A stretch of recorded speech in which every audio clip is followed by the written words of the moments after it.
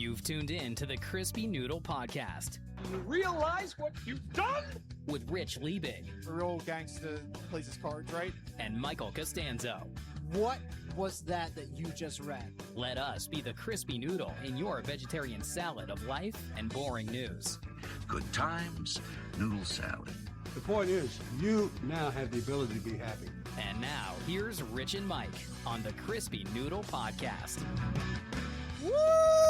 Yeah, how you guys doing? What's up, everybody? It is time for this week's episode of the Crispy Noodle Podcast. Let us be the Crispy Noodle in your vegetarian salad of life and boring news. We've got sports, we've got entertainment, we've got odd news. We've also got fan mail. We got to address that. So there is a... Uh-oh. Yeah, Oh, boy. Mikey's going to get upset. I might get upset. I don't know. But we're going to have lot of things to talk about. Join us. Pull up a chair. It is time to address this week's issues of sports, entertainment, and odd news. We're a day late. And $1 short. A day late and $1 short on this week's episode because they had called for like a storm of the century kind of thing to hit the area. We were under tornado watch like most of the day. Yeah, and luckily we didn't get hit as badly as they thought. Jersey got hit worse. Yeah. So sorry to our pals in Jersey. You guys got the brunt of it. But yeah, here on the other side of Philadelphia, we're fine. So we're all A-okay. We're all good here now. Sorry, Jersey.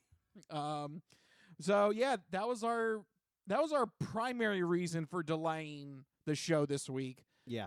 Our secondary reason was we were kind of hoping to see if maybe we get some LeBron James news, but nope, it's still quiet on the LeBron James front. So that story is going to be kicked down the can another week. Sorry, guys, no more LeBron James news until we get some concrete information. Although, did you see the latest rumor? Now what? The Miami Heat accidentally posted. Oh, I did see this, yeah. And then delisted a LeBron James introductory presser, but they said it was a mistake. And I'm like, that's a lot of smoke. So does that ruin your hope for LeBron to Philly? I don't know. Nothing's been announced. I'm going to hold out. But now it's like now I'm with you on the 5%er thing. Yeah. I mean, why do you have just a video titled LeBron James introductory presser? Yeah. And you hit publish and you're like, and then delist it. Oops. Come on, guys. Yeah. Let's place those bets. Yeah, we'll see if that comes to fruition. Well, it'll probably happen tomorrow after I publish this episode. Probably, even after the delay. Yeah, that's probably exactly what's going to happen. But anyway, no LeBron James talk from here on out because he's not part of the show. How about personal bits, Mike, before we get into all the news at hand? Do you have any personal bits you want to mention from this past week of dangerous storms and heat waves? And I'm trying to think. I don't think I did anything of note, like in terms of. I know, Mike. Very exciting, right? Yeah, I didn't play any new video games. I didn't watch any new movies or TV shows. I did start. I'm like years behind. I did start The Crown officially, which the Netflix? On Netflix? Yeah, the Netflix. Wow, series. yeah. I never That watched was a it. while ago. Jordan finally pressured me. She's like, I always watch the shows you want to watch. I'm like, all right, fine, I'll watch The Crown because I just hate the Royals. I hate the look of them. I hate the concept of them. This is turning into what's pissing me off. This is America. We don't have royals. So yeah. Yeah, this is what you want. And it's Alabama left and Alabama right. Come on, f***ing let me get your right stuff right. Get off stage, goddamn goose, you know. Piss me off. And jerk. Yeah. Get on my nerves. There you go. Yeah, Mike's pissed off already. The Royals just annoy me. There's no reason for them to exist. They have no actual power. They're just figureheads. They reap all the benefits. And whenever it's like, oh, what do they contribute back? They're like, oh, we inspire the nation. Oh. Okay, go inspire the nation without a freaking palace. Why do you need a palace to inspire the nation? I don't know. Maybe I'm wrong. I'm not a British citizen, obviously. Maybe it's different. Maybe if I were a British citizen, I'd be like, oh, yes, jolly good. Pip, pip, cheerio. Give me the Royals. But here in That's what I imagine. Every British person has to wake up and they have to say every that every yes. morning. Just When you come out every morning. Every morning, just like here. This is BasilMarceau.com. right. This is the BasilMarceau.com of Britain. This is the British BasilMarceau.com. You have to come out every morning and you have to say, "Oh, pip pip cheerio. Give me some more Royals. Give me some more Royals. Give me a big dose of Royals." No, they just piss me off. There's no reason for them. And now you're stuck watching a show all about the Royals. But it's good because it doesn't paint them in a good light. And I'm like, see, they are asshats. Aha. And Jordan agrees with me. She's like, that was her main pitch. She was like, you will like it because they got you. You'll get to make fun of the Royals. And I'm like, sign me up. They hooked you in right there. They Boom. hooked me in. They got you. So I've started like a decade-old show. That was the new thing that I did recently. I mean, yeah, look, better late than never. It's something, right? Yeah. So that's what I've been up to. Rich, what have you been up to? So let's see. I played some D&D over the weekend. That was fun. Very nice. Yeah, I love just rolling the dice. That's the only reason you play is just for the dice. I for you, it's just a really long, complicated game of craps. That and attacking. I don't know. I like that part of it. Do you do any role playing, or do they go to your turn and you're like, sword, stab, sword, go? I mean, that was what I was like when I was a rogue. When I did my very first D&D campaign. What are you now? Right now, I'm trying paladin. Interesting. But yeah, the first time I was a rogue, and I was literally just sneak attack, which is so funny that you picked rogue initially because you are like the antithesis to a rogue. Well, in video games, if I'm playing a video game, I don't want stealth. You're going guns blazing. I want to run and gun in a video game. Yeah. But in a strategy game like this, no, I'll take the massive damage if I can. And that's what sneak attack does in that So you game. like playing like the glass cannon build, kind of. Yeah. Well, that when I was a rogue, yeah. But right now I'm a paladin, so now I'm the guy first up. This is more true to me now. Yeah, I'm just now right you're up front. now you're guns blazing kind of. Or spells blazing. No, I have weapons. I'm weapons based. Rachel, weapons. Okay. Rachel even noted that. She's like, "Don't you want a spell?" And I'm like, "No." Spells are the best part. So when I never finished, played Baldur's Gate 3 for like hundreds of hours and still never finished it. I played a bard. I thought it was great, and I think it fit me perfectly. I'm all about smarming my way through, casting spells. I'm sitting in the back. I'm like, boom, area of effect spell. Boom, you're hypnotized. Boom, you're going to do some kooky thing. I'd go into town, strumming my little mandolin. People throw money at me. It was great. It was a good time. I loved it. Good for you. Yeah. Not for me. No, I want weapons. I want massive damage. That's what I want. Rich goes into the shop. What's the biggest sword you have? Yeah. Give it to me. The answer is yes. The answer is yes. Give me all the swords. It's simple. I know exactly what I have to do when I get into town. Combat is a breeze. You're like, I walk up to the bad guy, stab him in the face. Yeah, I guess this is why I'm not good at the role playing aspect. You're actually right. That's pretty much what I do. Yeah. I quoted Rich verbatim. Probably. I stab him in the face. Rich, not every play can be a stab in the face. Yes, it can. Rolls a nat 20. I have this massive sword. What am I gonna do? Not use it? Yeah, that's the answer. I behead him instantly. Yeah. So I guess I have a weird way of playing D&D that other people don't play. The way you play is the way you play. That's the beauty of it, right? Yeah. So that was fun. That was my most of the weekend there. So with all of that in mind, that is our personal bit out of the way. But before we get to the news topics at hand, I do put this out there at the end of the show that if you have topics, if you have comments, if there are things you want us to talk about on a future episode of the Crispy Noodle podcast, we do take suggestions, and we have 2 fans that took us up on it. So nice. I have some fan mail. All right. Yeah. How do you like that? I love it. I love the interaction. Yeah. I can't, I love getting some random tidbits to review. So let's get this going. Oh, good for you. Yep.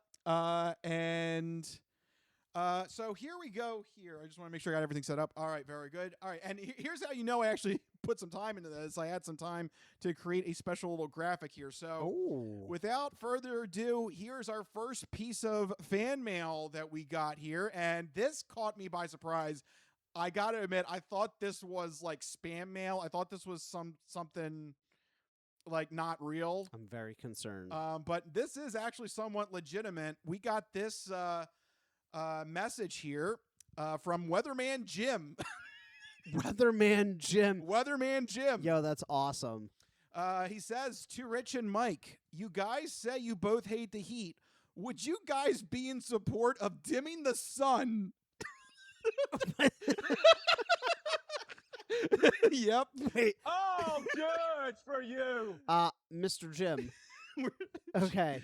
This project would inject more white-colored aerosols to the clouds to reflect the sun's heat away from Earth.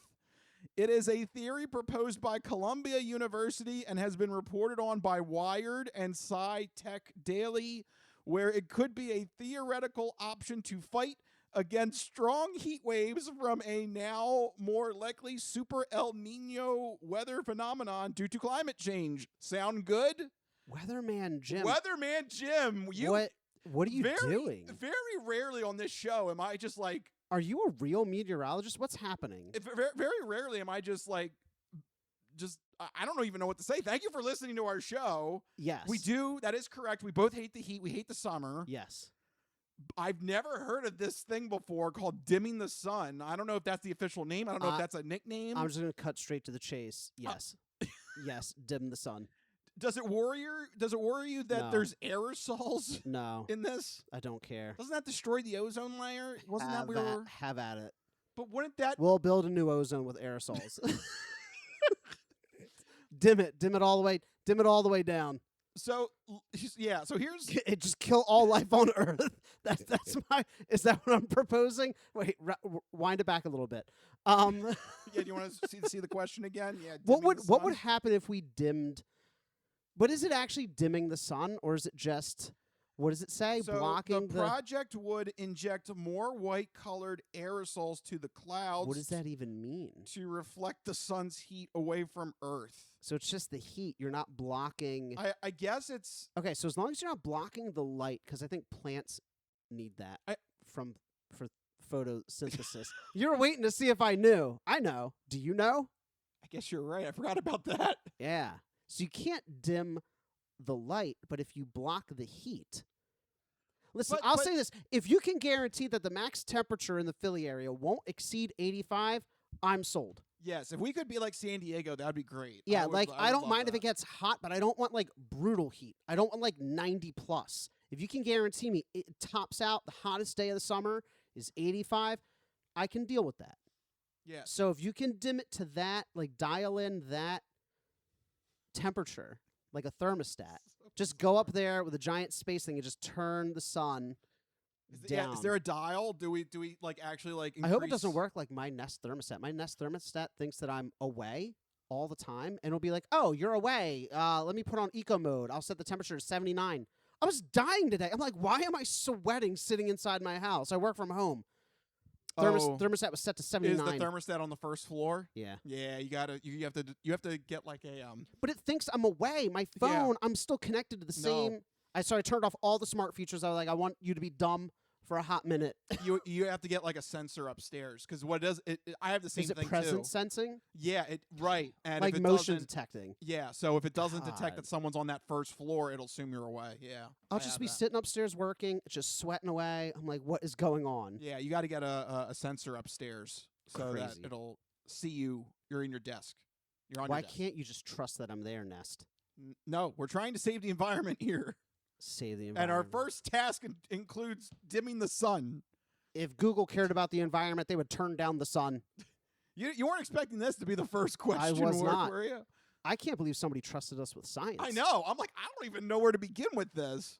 I thought this was a joke. I had to look this up. I was like, But so you looked it up. It's real. yeah, he is right. Wired had an article about it, and then that other website, Sci-Tech Daily or something. This is kind of interesting. I don't know what white aerosols are. I don't white colored aerosols. I don't know what that means. I know light colors do reflect heat. That's why they That's say the idea. during the summer wear light colors. And we don't pay attention to that strategy. No, we're dark. We're dark clothing people. Yeah. Yeah. So I think the idea, is to make the clouds more white Make the clouds white. so that when the sun is hot, it will bounce the heat waves off of those white clouds and shoot back into the atmosphere. So the chemtrails are good for us. oh my gosh, I'm that's kidding. right. Yeah. Okay, don't- If we're not talking chemtrails. if we're not going already- to be one of those podcasts. Yep. I No, heard about no. the chemtrails. No, they're making the seagulls gay. But they're good for you. Trust me. I swear.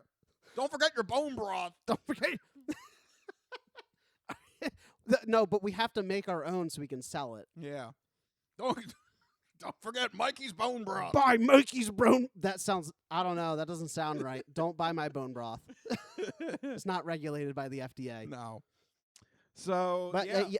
in general, I'm in favor of somehow reducing the heat and harmful UV rays, but somehow not killing plant life because we need that to live. I would believe so. That is my professional scientific. I forgot about the plants. just clip that. I forgot about the plants. Because, I was like, that kind of sounds like a good idea. Sure. You know, but everybody has cyclospora right now, and I'm like, good thing I don't eat vegetables. good thing I don't eat a Taco Bell. Yeah. Yeah, sorry. In Phoenixville, we got a lot of good Mexican places to eat and taco trucks. And No lettuce. No. No fresh herbs. Yeah. So that's our first question. Weatherman Jim, I don't know why you thought we should address that, but thank you. He's just a curious guy. Weatherman Jim, thank you very much. That was interesting. Yeah, and I never heard of this dimming the sun. Sure. No, but Help. that is now my crusade. Help. Yeah. To dim the sun. I don't want 100-degree weather anymore. I don't want summer. You're absolutely right. Go ahead. Yeah. Dim the sun. See what I care. Just don't kill the plant life. Yeah. That's the only thing. I don't care what else it does. Just don't kill the plant life. Turn down the sun. So Does that mean the cold places will get even colder then, though? I don't know. Like It's if you turn down the sun for Philadelphia, I don't know why I'm looking at this strictly through a lens of like the tri-state area. But if you turn down the heat here, does it also turn down the heat? You know, like are the polar regions going to get even colder? No, because they're going by clouds. So it's They're going by actually clouds. That's what the plan said. The plan It's going to make more clouds. The plan said we're going to inject more white-colored aerosols to clouds. We're too stupid on this podcast to talk about a topic like this. So I guess my logic would just be you're isolating the specific clouds. Clouds move, Rich. They don't just stay in one spot. Eventually, I mean, but for what do you know? What do you mean? What do you mean? Like just for right now, it's 100 Just degrees. for right. Oh, so just like on that day. Oh, this day's gonna be 100. Shoot it up and knock it down a couple degrees. And You think you can release that many aerosols I to don't knock it know. down a few degrees? I don't know whatever this How many, project is. how many rockets are you blasting off? It must be somewhat serious that they're having this whole debate about it. I trust the people at Columbia to get it figured out. It said Columbia University, right? Yes. They're pretty smart. Yes. They'll figure it out. I say I trust them. Sounds good to me. I don't want 100-degree weather anymore. Yeah. That sounds good to me. And frankly, we live in like the best part of the country, so I don't care what happens the rest of it. How American of you. You really are pro-American right now between your anti-Royals, anti-rest of the world. I don't know what came. You know, it is the 250th birthday of America. It You- just did something to me. You got full of hamburgers and hot dogs. That's what and- happens. Yep. Yeah. And ironically, this is the one 4th of July. You didn't have hamburgers and hot No, dogs. I didn't. Because you actually had your birthday Yeah. celebration. You had lasagna. Right? Yeah, I did. So there you go. The 1 year you actually didn't have hot the dogs and the hamburgers. most anti-American 4th of July, but now here I am.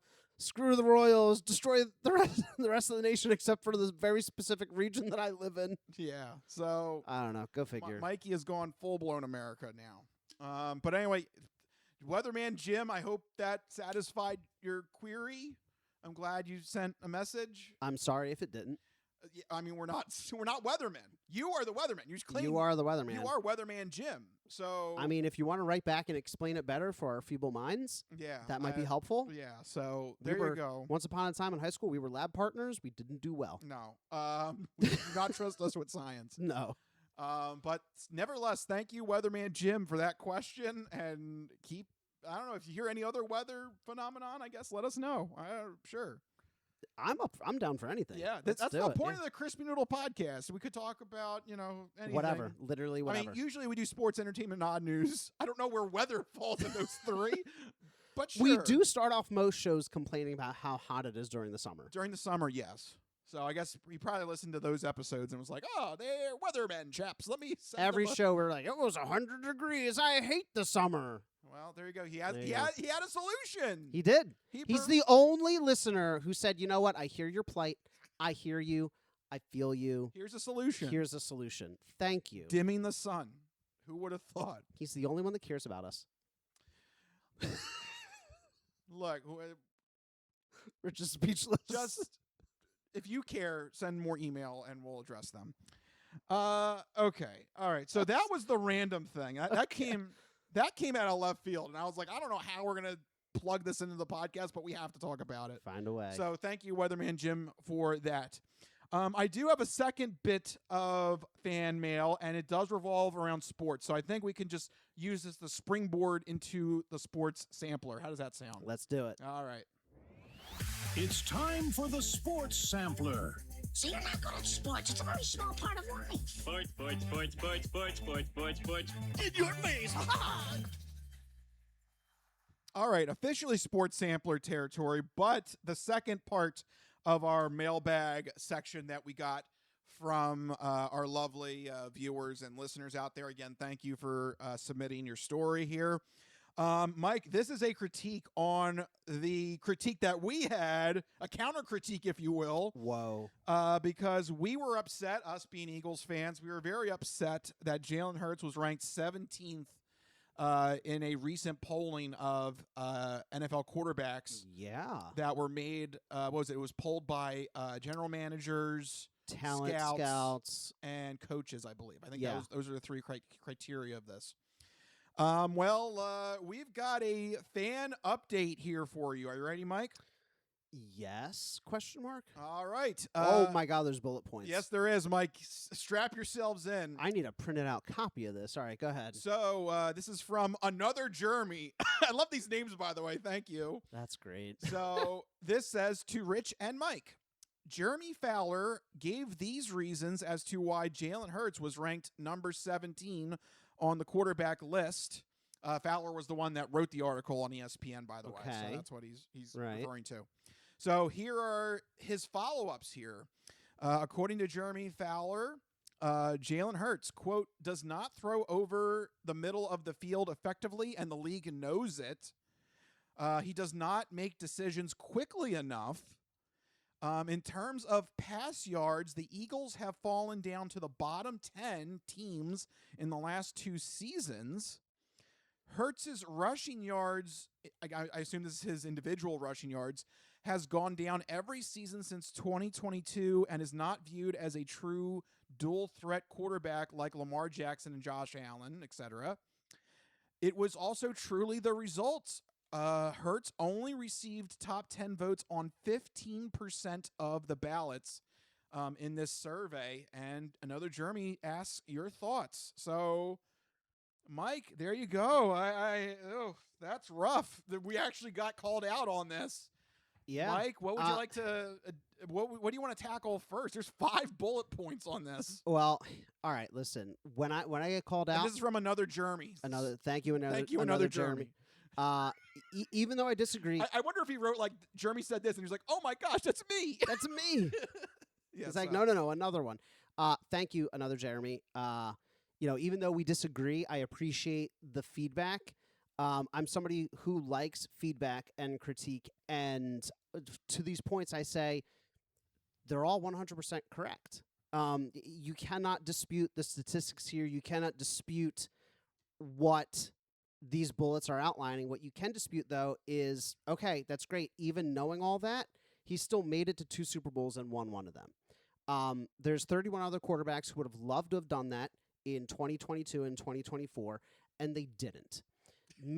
Seriously, and many of the quarterbacks. You act like that was like a shopping cart item. Like, oh, I could have done that. Could have done it, but I didn't. I didn't hit complete purchase. And furthermore, one of the other things that I like to, look at when you're determining rankings like this is statistics doesn't tell the whole story.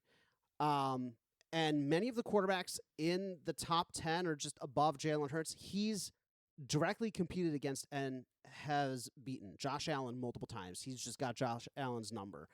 Patrick Mahomes played better than him even in the Super Bowl that we lost. Definitely played better than him in the Super Bowl that we won. Time and time again, he proves that he can hang with the best. He just wins. Since entering the league, I don't think he's had a losing season yet other than his rookie season, but he didn't truly start that season. He's made the playoffs every year. Again, made it 2 Super Bowls, won one of them. Let's also account for the fact that, okay, he doesn't pass over the middle. He's also had a new offense pretty much every single year that he's been in the league, constantly adapting. This one's going to be another one. Does that bother you, though, with the comment, and the league knows it? And the league, yeah. It bothers me because I know it's true. Like, that's the thing that's frustrating. Like, I know we ranted all last year about him not throwing over the middle. Because that's rough. That means you have a clear-cut plan to defeat this Eagles offense. But here's the thing. He can throw over the middle. He has thrown over the middle. He's had success throwing over the middle. A lot of our issues in 23 and 25 came down to offensive coordinators who were inexperienced, who called a very vanilla offense, and who were not putting players in a position to succeed. You have Devontae Smith and A.J. Brown. You run hitches and goes. Just, that's it. Full stop. Like, their route trees are hitches, go routes, and, like, the occasional out route. Like, he's not being given much to work with, So here's the real test. This year, a new offensive coordinator. Let's see how he does. The previous 2 times that he's had good offensive coordinators, he's made Super Bowls. If that's not worth a top half of the league ranking, I don't know what is.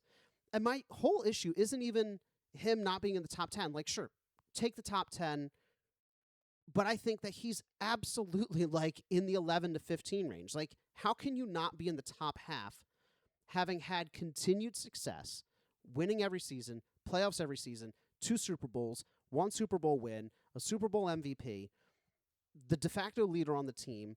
He does everything you want a quarterback to do, which is win. I mean, nobody looked at Eli Manning and was like, oh my God, he's terrible in the regular season. He absolutely sucks. He shouldn't make it to the Hall of Fame. The dude won 2 Super Bowls, and everybody's like, Eli Manning is the best. Same with Ben Roethlisberger. Ben Roethlisberger was just, a perpetually accused rapist and a game manager, and he won 2 Super Bowls. He's walking on water. Jalen Hurts, all he does is win. All he does is, keep himself clean off the field.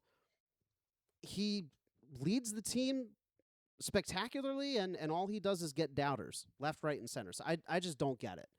I don't know. I've said a lot. How do you feel about this? Do those bullet points sway you at all? I will say I was thrown back a little bit from it. I had to take a step back. I was kind of surprised at some of those numbers there.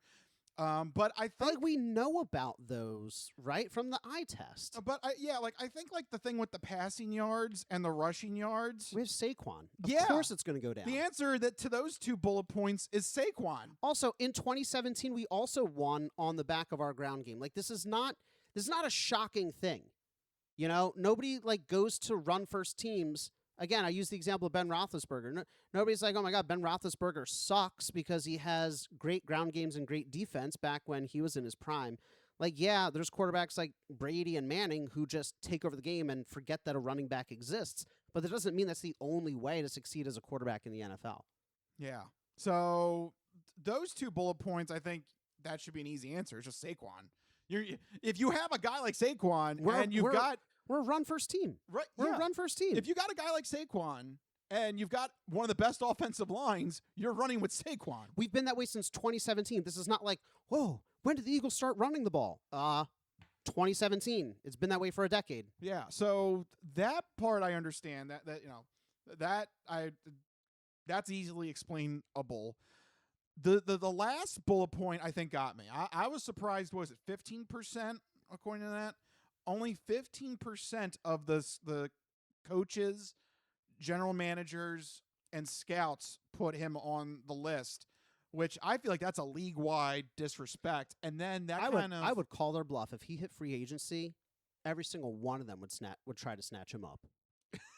Well, we don't want that. We want Jalen Hurts to stay here in Philadelphia. I'm just saying. I think you put their feet to the fire. If Jalen Hurts, for some reason, the Eagles are like just randomly cut him, I'm sure every GM would get a phone call and be like, "Hey, what's up? Yeah, what happened there? What's the price?" So I that last bullet point I was a little shocked at. That only 15% put him on a top 10. I guess that's why he fell all the way down to 17. My argument is, he's Super Bowl MVP only 2 seasons ago. Right. He could not have fallen that far that fast. He's made 2 Super Bowls in 4 years. I don't know what else you want from the guy.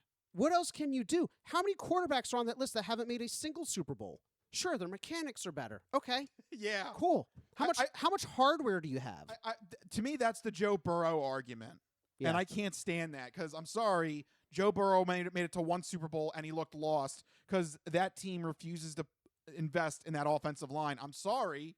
It would be nice to see Joe Burrow in an optimized offense where he could have time to let a play develop, but he doesn't. I also so we'll never get a 100% version of Joe Burrow. Does that mean he should be shot up to 4th? Like I don't know. That's weird to me. I also circle back to my point from last week that you kind of laughed at about the Donovan McNabb thing, but you can't have your cake and eat it too. Do Super Bowls matter or do they not matter? Because if they don't matter, McNabb has statistics in line with other Hall of Fame quarterbacks.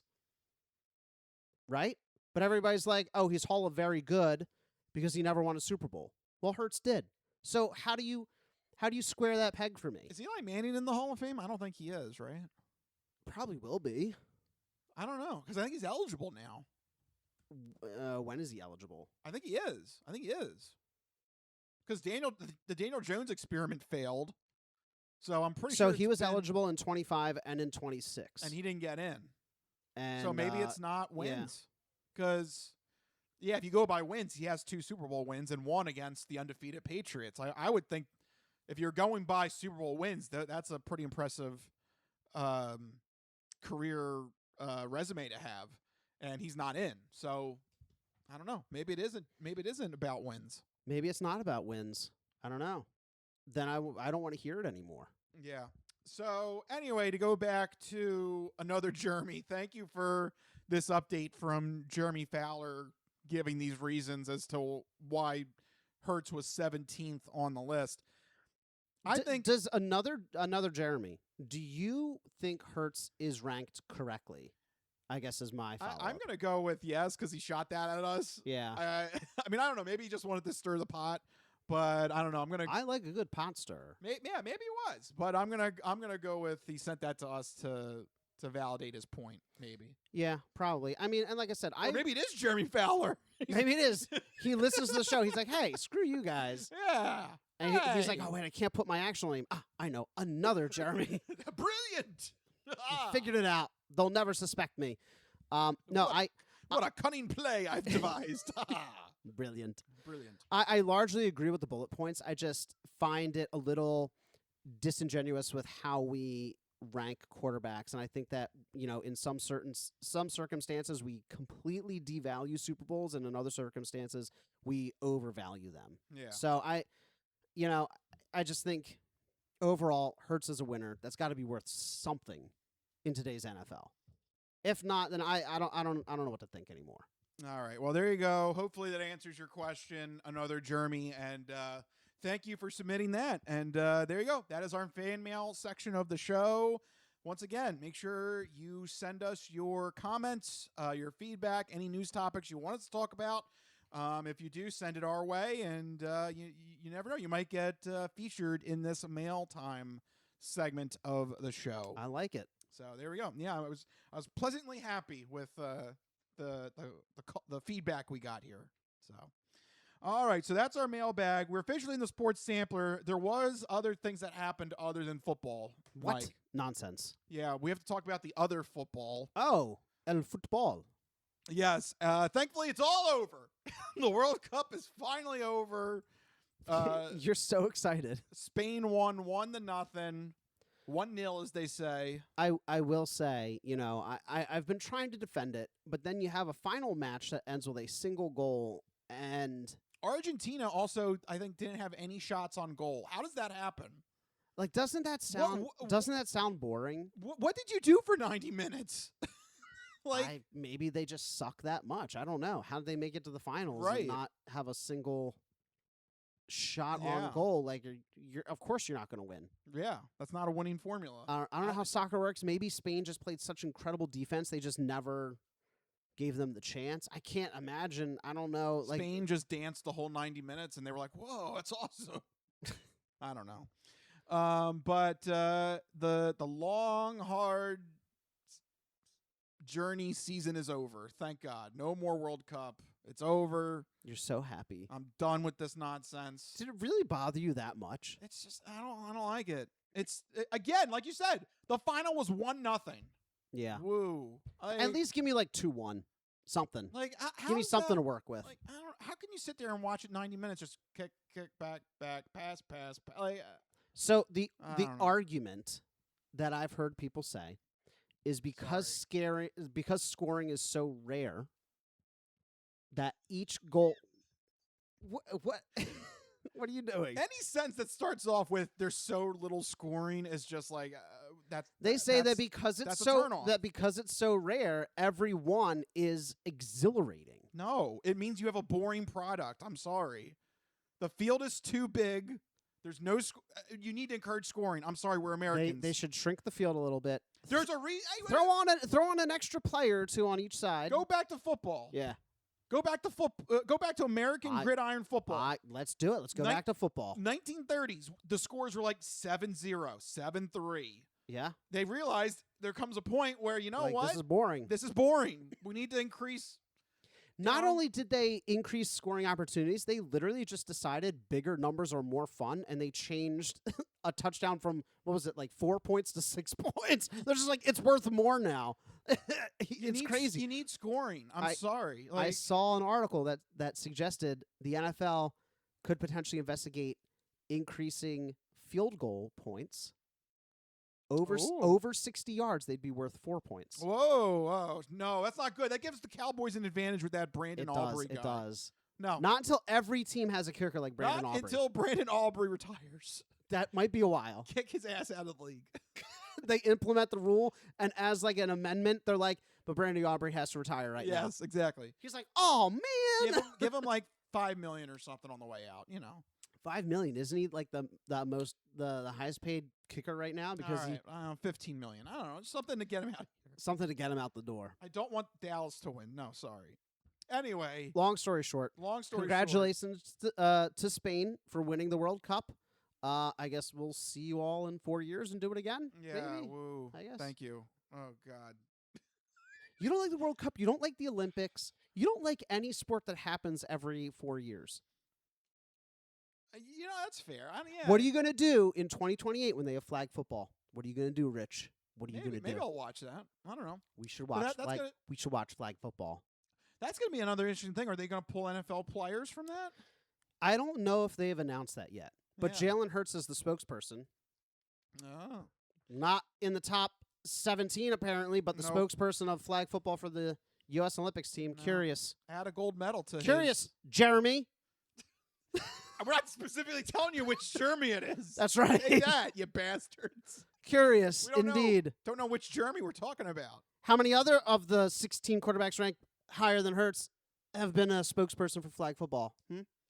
Yeah, Jeremy. I love you, Jeremy. Right back to us. It's all fun and Specific games. Jeremy. Which one? We don't know. But we don't know. Both. That's correct. Anyway, other sports happened other than football and football. There is Yes. a sport where you do not touch any ball with any foot, and that is golf. Yeah, this is the sport I do follow. I'd rather watch a major golf tournament than the Most World popular sport in the world. People hitting balls with sticks. Yep. I don't know. You're all wrong. The answer is golf. So what happened? The Open Yes. happened this weekend. It was the Open Championship this weekend. It is the last major of the year, so to Mike's happiness, he's going to be thrilled that this is probably going to be the last time we talk about golf. Woo! Unless there's other, There's always drama. There's always something kooky happening in golf. Yep. So this is the last major, and it was interesting that there was a leader for most of this tournament until the final round, and that's when it got murky, where we saw players rise and fall up and down the leaderboard all throughout Sunday, which is very exciting. That's the way I want a major championship to be, where you have just constant action going up and down the leaderboard. And in the end, there was like a weird agglomeration of a tie that was kind of seemingly that was going to happen. And we're like, oh my gosh, there's going to be a playoff to this. It's very dramatic, that 72 holes could come down to a 73rd hole, 74th hole, when it comes to sudden death. But a golfer named Ryan Fox decided, hold my clubs, because he decided that he was in the running and he played aggressively. And he finished Sunday with, I think, 4 birdies and 1 bogey on the last 6 holes. Wow. To ascend the leaderboard charts. And then specifically on the 18th hole, needing a par to tie, he decides, nope, I'm not going for a tie. And he goes for it. And he frickin' birdies the last hole to win it outright. Man. No need for a playoff. Everybody go home. It's over. That is clutch play right there. Ryan Fox is your Open champion. Who the heck is Ryan Fox? That's a name we've never heard of. That's right. Look, it's one of those moments. He's always been like a middling kind of golfer. When you're in this situation, how often are you going to get a chance to win a major championship? Yeah. Go for it. Play aggressive. That's awesome. Attack the green, and he did. Which is funny because DeChambeau said he was going to attack the green, and he didn't do a lot of attacking. But anyway, we'll get to that in just a little bit. But Ryan Fox, shout out to him. He really played an aggressive and successful game on Sunday to win outright. No playoff needed. He is your British Open champion, and he takes home $3.2 million. Ooh. Not bad for a middling golfer. This is his first major win. Listen, a win like that turns his career to a completely different trajectory. That's awesome. Good for him. And I just love the fact, it's like, how often are you going to get that chance? Right. You got to capitalize on it whenever you get the opportunity. And, I mean, sinking, what'd you say, 4 birdies in the last 6 holes. He had four birdies and 1 bogey and 1 par in the last 6 holes. I mean, that is such clutch play. Yeah. Just consistent clutch play there at the very tail end of it. That's impressive. Good for him. The sad part of that on the flip side is that Cameron, he had shot a great round. I think he shot like a 65. Like he shot like a really low round on Sunday. He was kind of like the measuring stick because he had played his round early in the day, so he was kind of just stuck. Like once you're done, you can't do anything about it. Yeah, once you're done that 72nd hole on Sunday, you're done. Yeah. So you can't go back out there. Yeah. So he had to go in the clubhouse, sign his scorecard, and then just kind of wait as like the rest of the day planned out. And it looked like he was like staying above the charts. So he's like, I guess I got to keep loose. So he's going back out on the practice range, like just making sure that he can still, play a playoff if needed. Right. And it looked like that was going to be what was going to happen until Ryan Fox decided to birdie that last hole and just, sorry, Man, Cameron. That's tough. Sorry, go home. I don't think It's I would over. I We would don't want to need you. finish. We don't need you. Go home. Stop practicing. You're fine. Yep. No, I don't think I would want to finish first in something like that.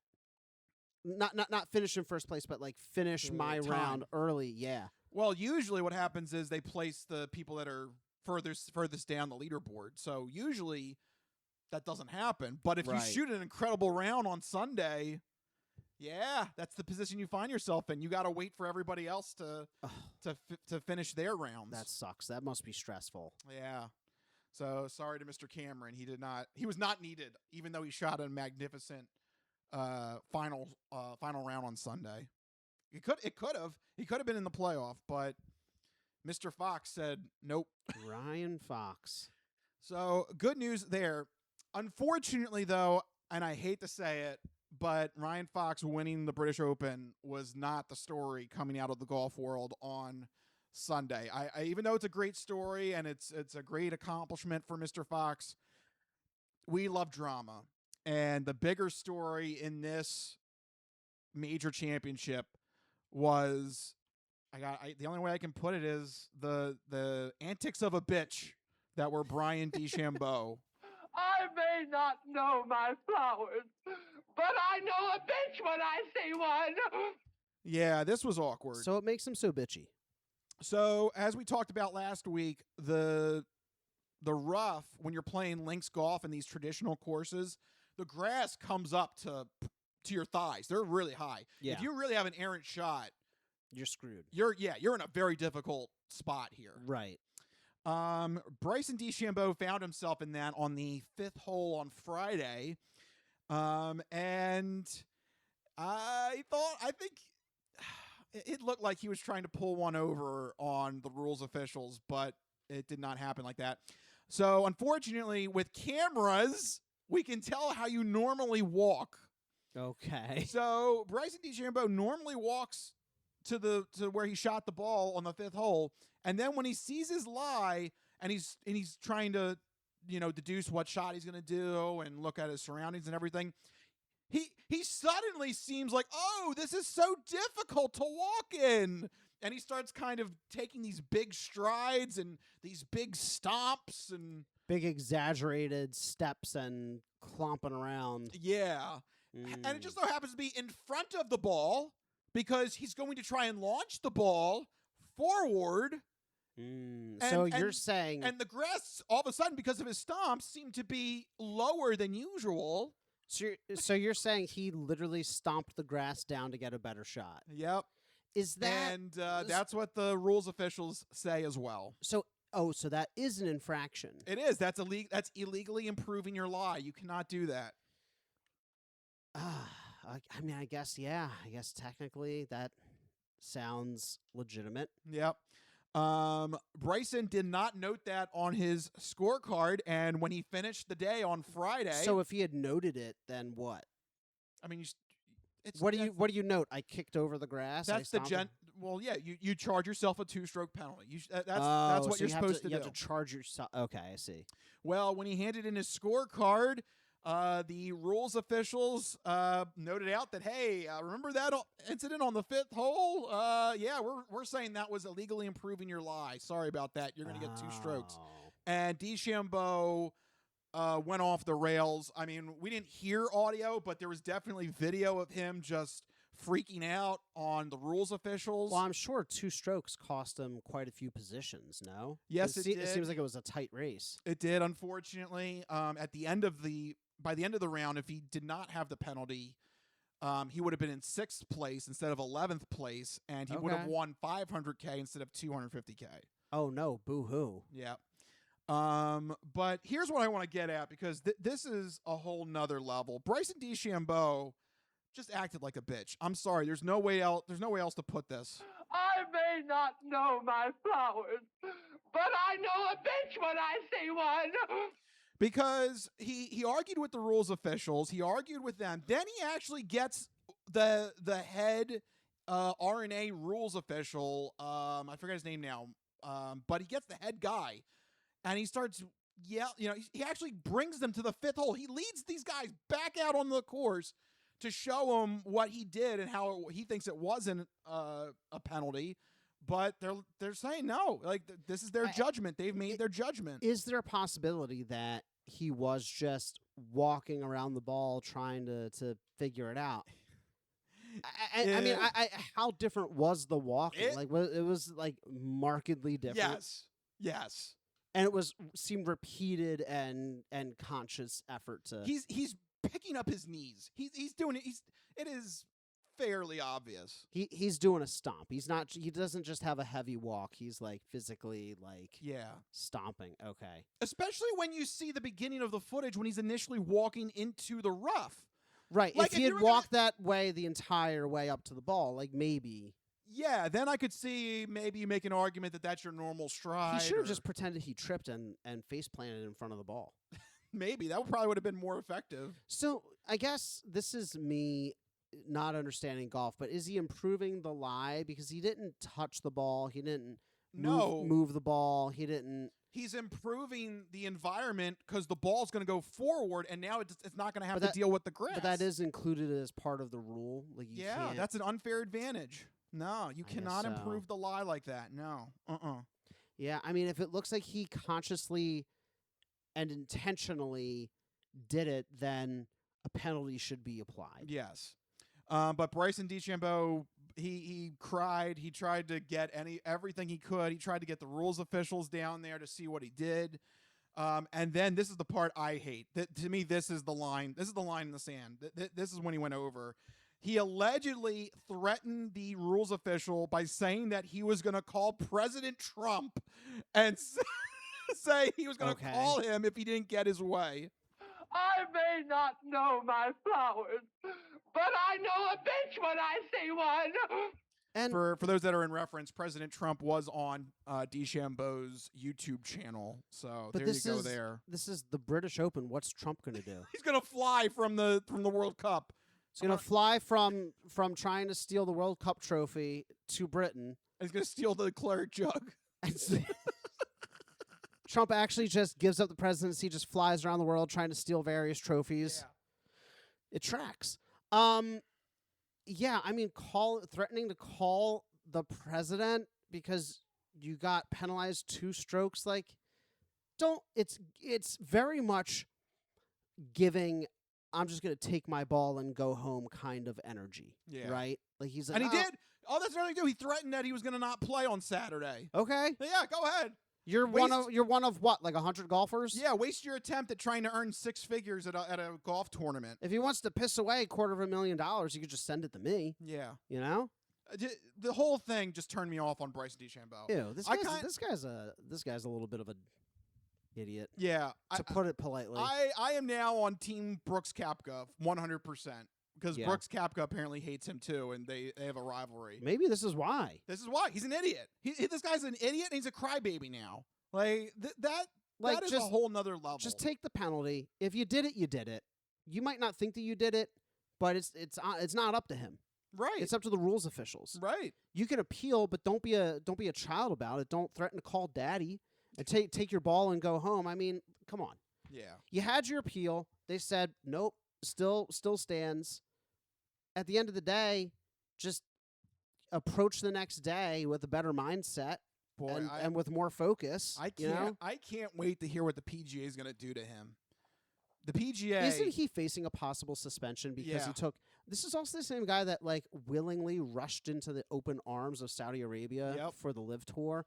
I mean, come on, man. Come on. He's going to get a hell of a suspension from the PGA. I don't know. Does anybody like him?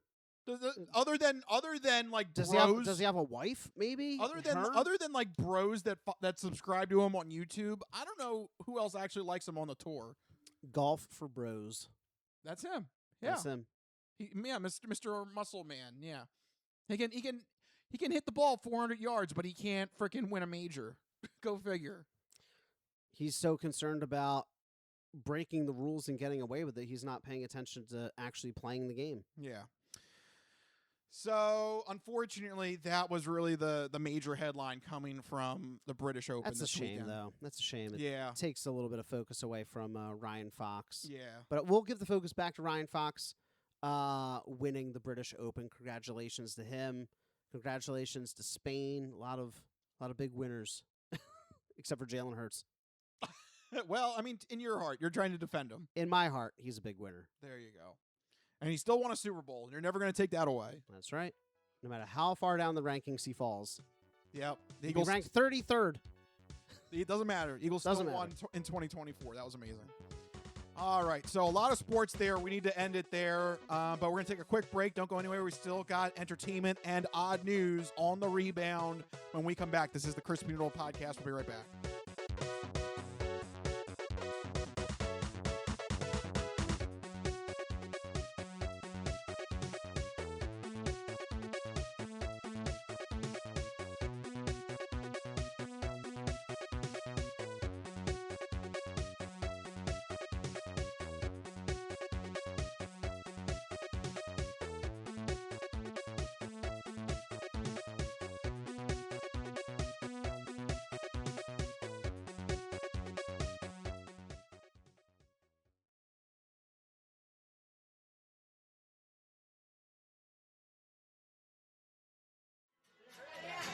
Hey there. Oops. I hear you come all the way from Stockholm. I know you like it here, but soon you have to go home. Your feelings are true, and they are lovely. Oh, take it from your friend, I will be with you till the end. Oh, our friendship will last forever.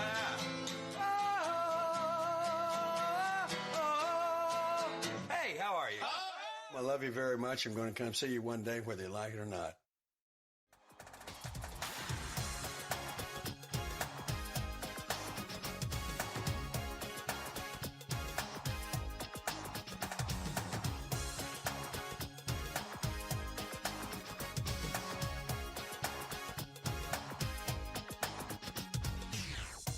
All right, we're back here on the Crispy Noodle Podcast, inspired by Mr. Gary Busey. Ready to go? Inspired by? Yes. Okay. Your feelings are true and they are lovely. There you go. Perfect. Where did he come up with that? Oh, man. Drugs. Or brain damage. Yeah. Why not both? The actual answer is probably brain damage from that motorcycle accident. That's so tragic. Oh, well, look, he's still alive. That's what matters. All right, let's get to the second part of our show. Time for some entertainment news in the entertainment entree. This is the entertainment entree, featuring news in movies, The Simpson guy writes to movies. Dear Die Hard, you rock. Especially when that guy was on the roof. music, What is that? I know what that is. That's music. video games, Do a barrel roll. To barrel roll, press C or R twice. celebrities, You really know Warren Beatty? Yes, I do. I took a leak next to him once at the Golden Globes. and more. We were the all singing, all dancing crap at the world. It's time for the entertainment entree. All right, officially in entertainment entree territory. Let's kick it off with the segment where Mike is going to let you know what you keep an eye out for this upcoming weekend with new movies, TV, and video games. It's time for Mike's This Week in Entertainment.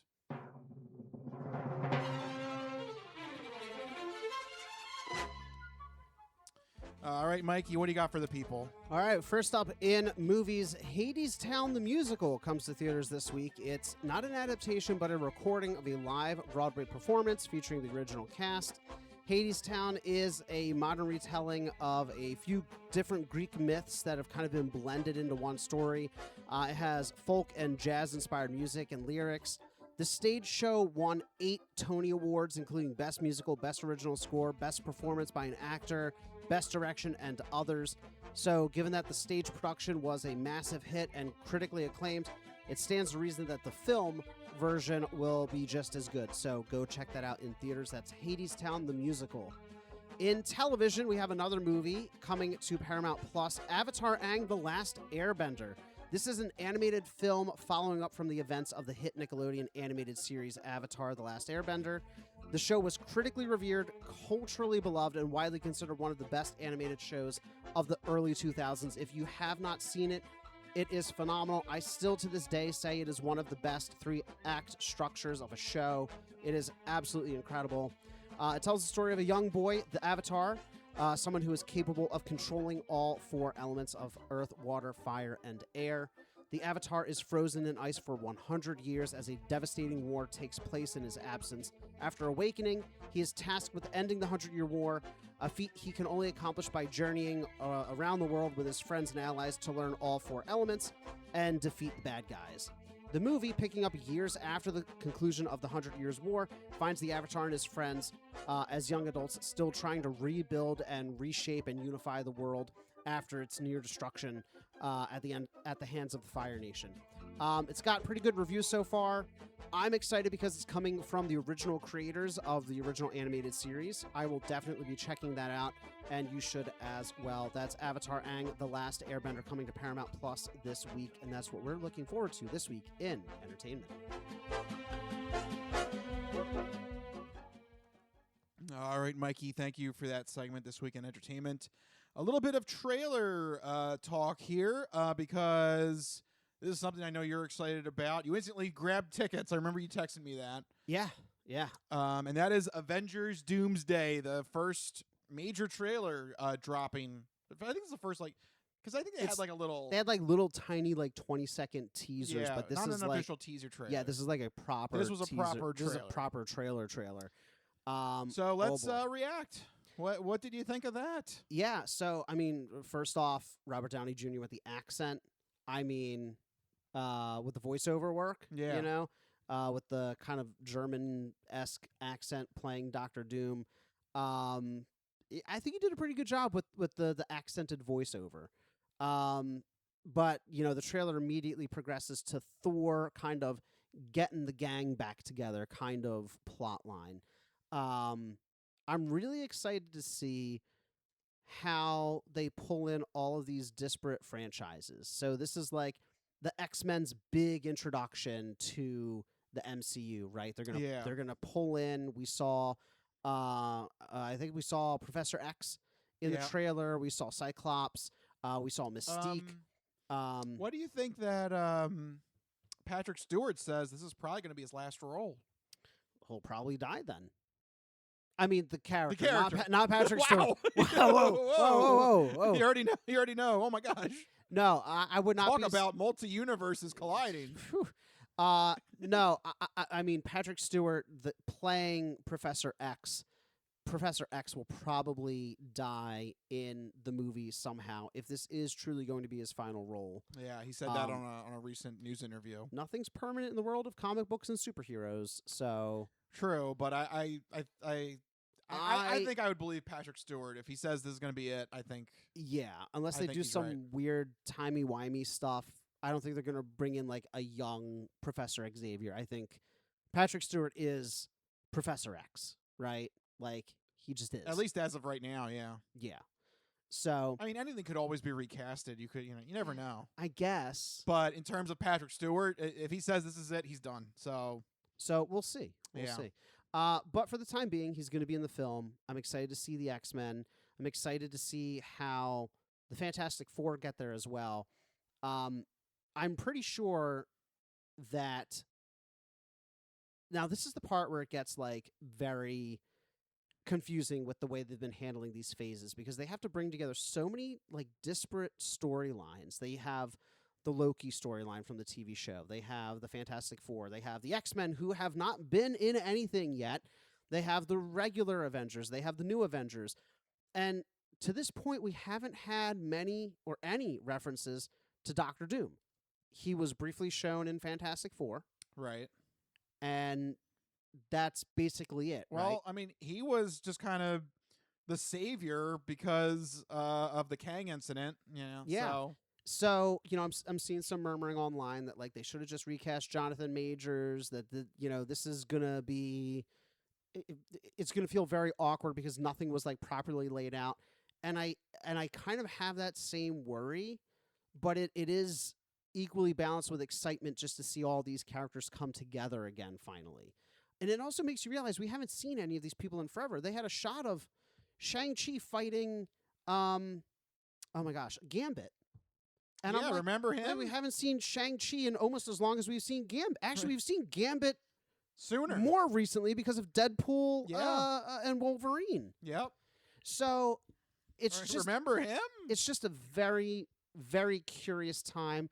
the thing I'm most excited for is to wrap up the multiverse nonsense. Like, I want these worlds to fold on each other. There just to be one universe, and just stop it with the parallel universes, the multiverse, the alternate realities. Just move forward with the MCU universe, which is what this movie's going to do. And I think that it has the potential. This movie has the potential to be a slight misstep, but hopefully a misstep that will help them launch into Avengers Secret Wars a little bit more gracefully, if that makes sense. Yeah. Like, they have to do this stumble in order to fold in the worlds, and then they can focus on, like, the real big This might be second half of it. To go back to sports, this might be the 6-10 reset season. It could be. It could be. Yeah, I think they might need they need to stumble a little bit to get back on track. Yeah. I think because Avengers, it's Secret Wars, right? Is I think so. Is the next one. If I remember, or at least that's what they announced. If I know my lore correctly, they always Secret change Wars. these names, so you never know. Yeah. Yeah. So it'll be interesting to see how it all comes together. What do you think? Like, I'm excited. I want to go see it. That's why I grabbed tickets immediately. Yeah. Yeah, I mean, I'm interested to see how they try and make a new Avengers movie, especially after the way, like, Endgame kind of... It's going to be hard to top Endgame as right. well. Endgame kind of felt like that was the end of, like, almost like kind of that Avengers... Was that the last big Avengers movie? Yeah. Is that not strange to you? Like, in the original, and this is where I think we went a little sideways. In the original Infinity Gauntlet saga, we had 3 Avengers movies and 4 Avengers movies. 4, yeah. The 2 building up to the 2-part finale. We've had none since then. Yeah. That's why I think this is kind of like the 6-10 season. This is definitely going to be the 6-10 season. Like, they need to have, like, a nice high draft pick. Yeah. Well, their high draft pick is Chris Evans. What did you think about that reveal? I'm 50-50 on this because I could see them being so desperate that they bring Captain America, the true Captain America, back. He's a dude with a shield. But he's a big figurehead. I mean, that's like saying Iron Man is just a dude with a suit. Okay, but the suit has missiles. What, Captain America does not have missiles? All I'm for saying is if he had a rocket launcher, you have literal gods and magicians, mutants with freakish abilities, and then you have a really strong guy with a sword or a shield, with not even a sword. Sorry, not shield. even just a shield. Not only that, but they have a guy with a shield. He can also fly. Well, wait a minute. He also can handle the hammer now. Yes, true. He can handle Mjolnir. Yeah. Do you hate that? No, I don't hate it. I just you had a really big eye roll there. I don't know if you did that subconsciously. Because they had to give him something to make him not a dude with a shield. Okay. This has always been my look. Thor's got 2 weapons. He can share. No, he can dual wield too. That's a really big axe he's got. No, that's 2-handed. You are right though. The Captain America can wield Mjolnir. So anyway, to go back to what my point here. Yeah, you said you're 50-50. I'm 50-50 because it does sound like a move that Disney would do. Like, oh my gosh, we need to pull back. We need to like not take any risk. We need like familiar faces. So on one hand, I could believe that. On the other hand, I've been seeing theories that this is some sort of it's not the real thing. Like maybe this is either I'm leaning towards that one personally. Either it's like a clone that's gone Hydra, or it's another villain that can mimic. And I think that actually would be an interesting take, is if it turns out he's on the side of Doomsday or something, and it's not the true Captain America or something like that. I think that would be a very interesting take. I still think that this is the way that I would do it. I think that there is another shoe to drop in terms of the multiversal stuff, where, we talked about variants with the Time Variance Authority, Loki, Deadpool and Wolverine, right? Yeah. We saw they kind of laid the breadcrumbs of like, oh, Chris Evans in Deadpool and Wolverine, right? Yeah, right. So the way my mind works is you don't go through the trouble of casting Robert Downey Jr. as Dr. Doom. You don't go through the trouble of bringing back Chris Evans. Both of these people were completely fully written out. They didn't want to do it again. You went back. You backed up the dump truck. You're bringing them back. I think it would be really foolish and silly to just bring them back and not address the fact that you're operating in a universe with variants. The way that I see it playing out is like, oh my God, it can't be real. Captain America, Tony Stark, you guys are back. Plot twist. It's a variant, Dr. Doom and one of Dr. Doom's henchmen or something like that. Like, I'm leaning Hydra, Captain America. Something. Hydra, Captain America, something like that. Some kind of variant becomes one of the villains. And that's how Dr. Doom gets so close and so far in his pursuit of his goals, which we don't even know. This is my other big problem. What does Dr. Doom want? Yeah, we don't know, because at least Thanos, we knew he wanted the Infinity Gauntlet. Starting so early, we started seeing the stones. We started seeing him assemble the gauntlet. We started to see him planning invasions, using Loki, all this stuff. If you didn't know anything about Marvel, you'd be like, who's this weird German caped dude? Is it Hitler? Is it no! Is it Mecha Hitler? Or are we playing Wolfenstein 3D? Oh no! Like, you know, like I vaguely know Dr. Doom because I'm into like Spider-Man and Marvel and stuff like that, but we've had zero setup, zero motivation, motive, goals, anything, nothing. We've had nothing so far. We've had all these TV shows that just did nothing. Moon Knight and She-Hulk and WandaVision. Agatha all along. And people are like, it's all going to pay off. It's all going to pay off. Okay, where was Agatha in the trailer? Where was WandaVision in the trailer? Where was any of these people in the trailer? We see Shang-Chi for the first time in a literal decade. Wow, it's really been a decade? I think it's been a decade. Oh my God. We see That's rough. We see Black Panther as well. We haven't seen them in a hot minute.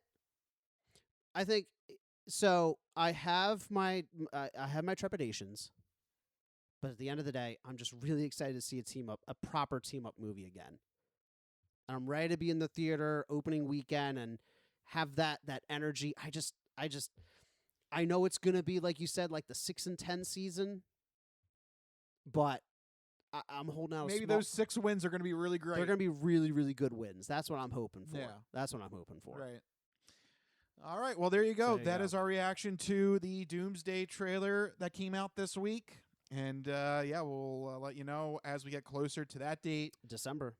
Yeah. It's coming up fast. There you go. It's, already a couple months. It's not that far away, folks.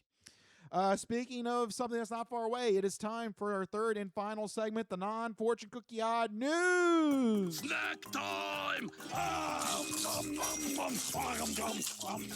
Oh no, what have you done? What is the charge? Eating a meal? A succulent Chinese meal? Oh, Howard, excuse me, but your wife's cookies are out of this world. Who told you you can eat my cookies? You've opened up the non-fortune cookie odd news. Holy shnikes. Nanda de Basata. I don't make this stuff up. No, go past this part. In fact, never play this again. I'll take a pound of nuts. That's a lot of nuts! That'll be $4, baby! You want fries with that? And you, sir, are you waiting to receive my limp penis? Oh, it's Hoagie Fest. Let me pull over to this asteroid. What? This is the non-fortune cookie odd news. Oh, these cookies! Put that cookie down! Now! What does Rich have in store for us? So sit back, get everything you need to get from the kitchen. Be sure and empty the bladders, go to the bathroom, because you're in for a hell of a ride. Woo, odd news. That's right, everyone. It's time for the non-fortune cookie odd news. Here in this segment, Rich researches the news, he reads the news, and I react to the news. He finds a weird and wacky story, keeps it hidden from me, which ensures that all of my reactions are my genuine gut reactions to hearing this story for the very first time. I don't know what's about to happen. You guys don't know what's about to happen. And even Rich doesn't know what's about to happen because these stories always take us down wacky and wild paths. And I'm ready to get started. Where are we heading to? Now, who is this guy in Florida? It's Florida, and they're crazy. That makes sense. Oh, yeah. Time for Florida again. All right. This is a very simple story. But wow, boy, what a way to try and pick up chicks here. Okay. We're going to follow the case of 20-year-old Landon Spearman. Spearman, okay. Yep. After repeatedly hectoring a woman for photos of her feet, this Florida man allegedly exposed himself and followed a victim around a Lowe's store before fleeing, according to cops. Well, it was very erotic. Yes, indeed. It was erotic. Wow. Lowe's. You're in a Lowe's. And you think, yeah, I can totally convince this woman to give me pictures of her feet.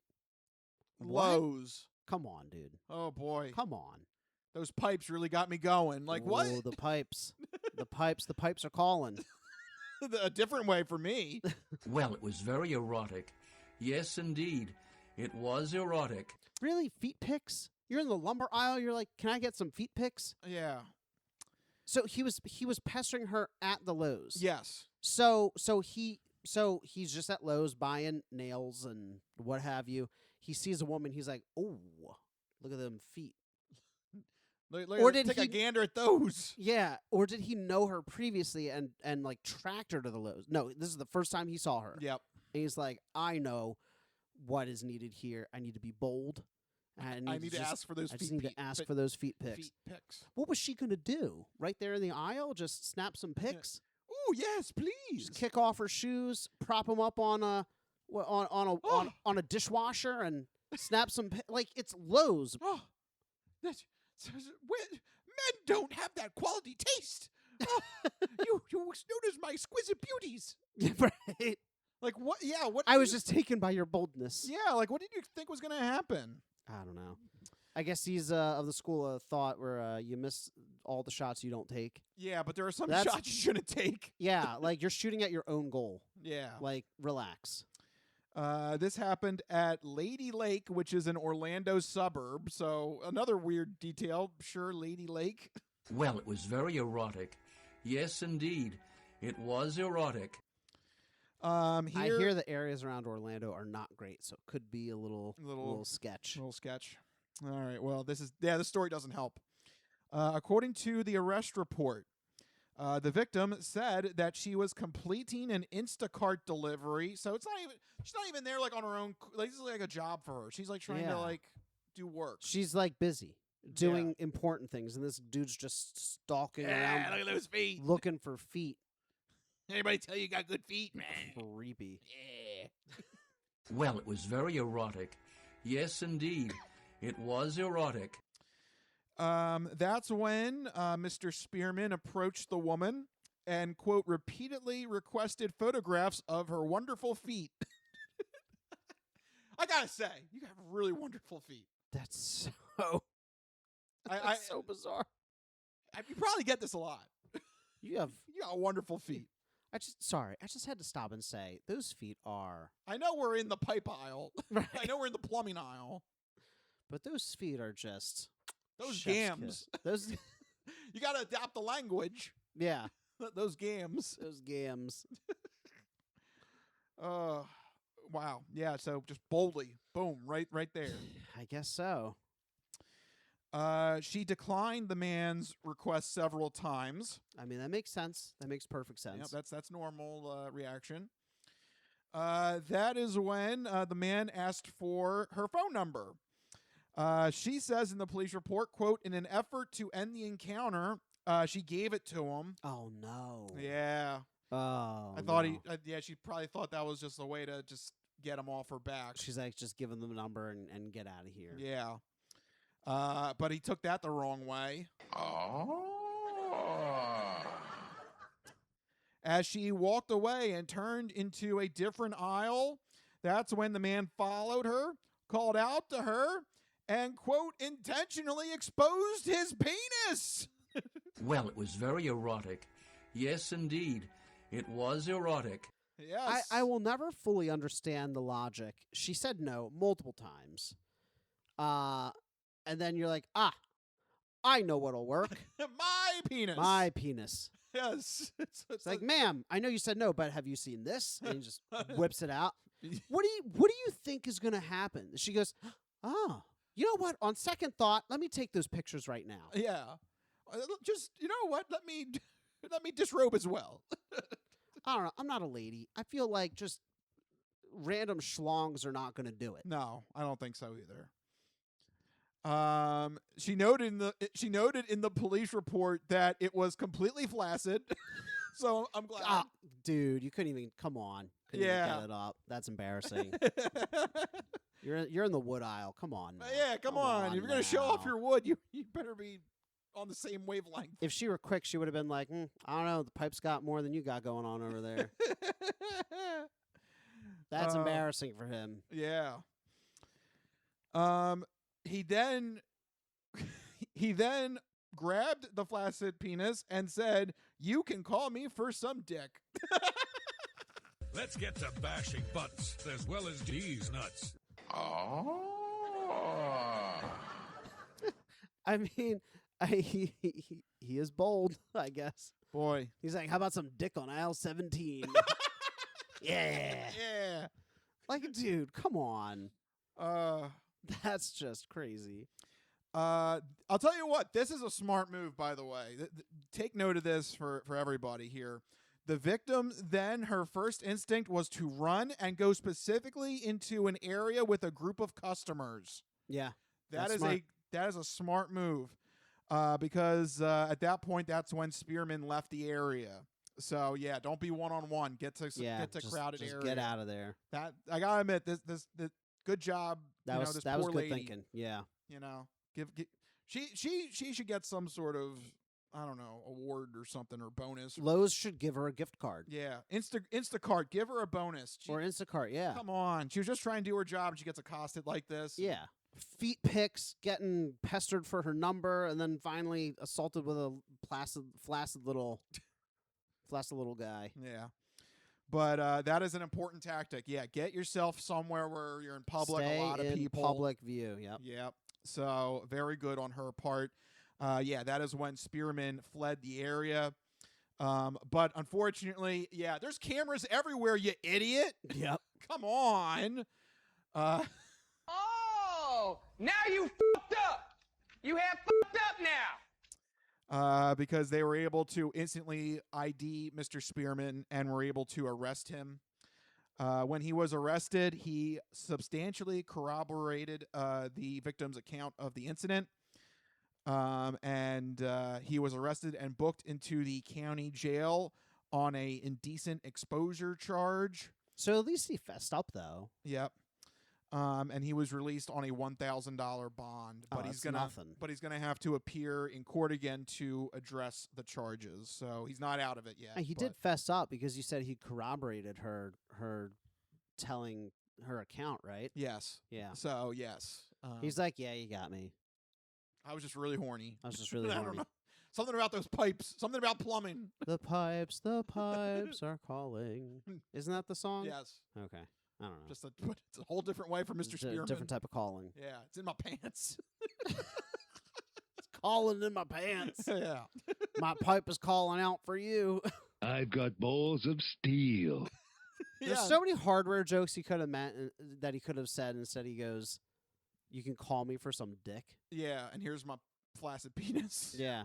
Could have been like, looking for wood, looking to lay some pipe. I mean, come on. Is he listening to Democracy Manifest guy? Because he says, "Are you ready to handle my what is it? My flaccid penis? Are you ready to receive my flaccid penis?" or something like that? My limp penis. That's what he says. My limp penis. Yeah. He's no. Please. I said, "Get your hands off me." Yeah. Manifest Destiny is not a pickup line. No, you're not supposed to use it that way. No. Don't do that. No. Not good. And certainly don't do it at a Lowe's. Yeah, the Lowe's part is like, is he just trolling around Lowe's looking for women? And yeah, did someone tell him there are like cougars to bang at a Lowe's? Dude. Yeah. Lowe's just sounds like the worst place. Yeah, because usually if you're at Lowe's, you're either working on a project or something's wrong in your house. You're there for a very specific reason. You're not just going to Lowe's to hang out. Yeah.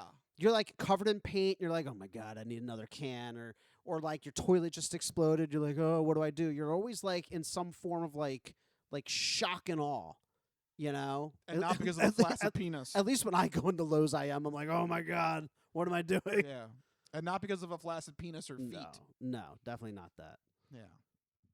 So, I don't know why. I don't know why Lowe's was the place to go for this, but is that a Florida thing? I don't know. That's all they got going on down there, I guess. Yeah, especially outside Orlando, yeah. Yeah. Just swamps and drunk people and Lowe's and Walmarts as far as the eye can see. Yeah.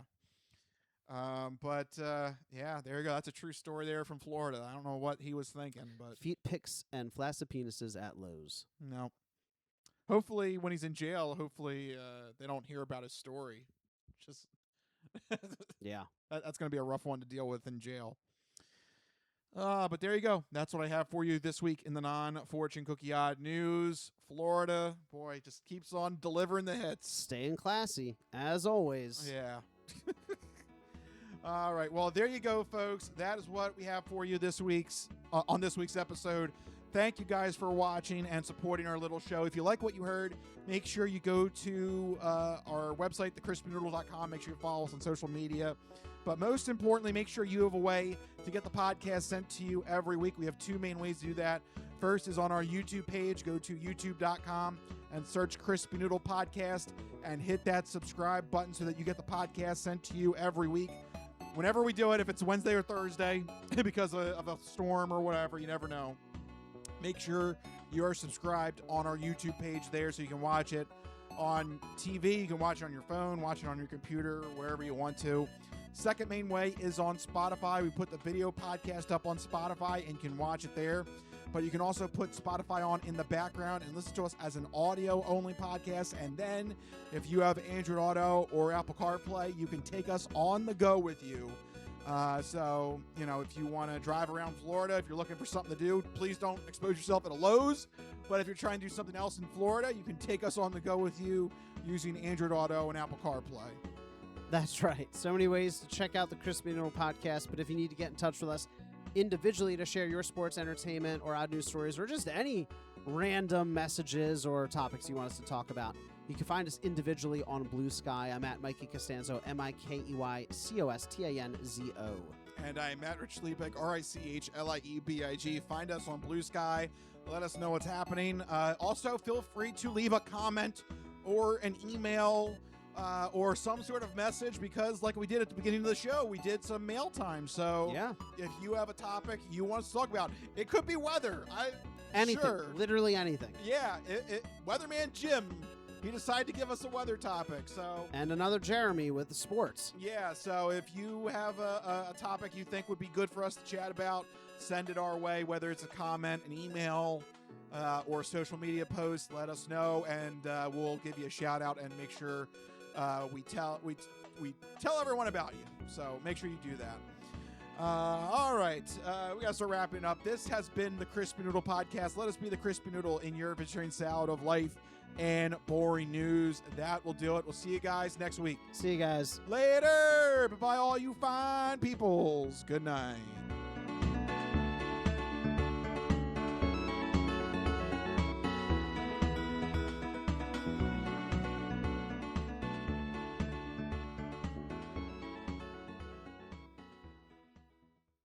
Some of us have great stories, pretty stories that take place at lakes with boats and friends and noodle salad.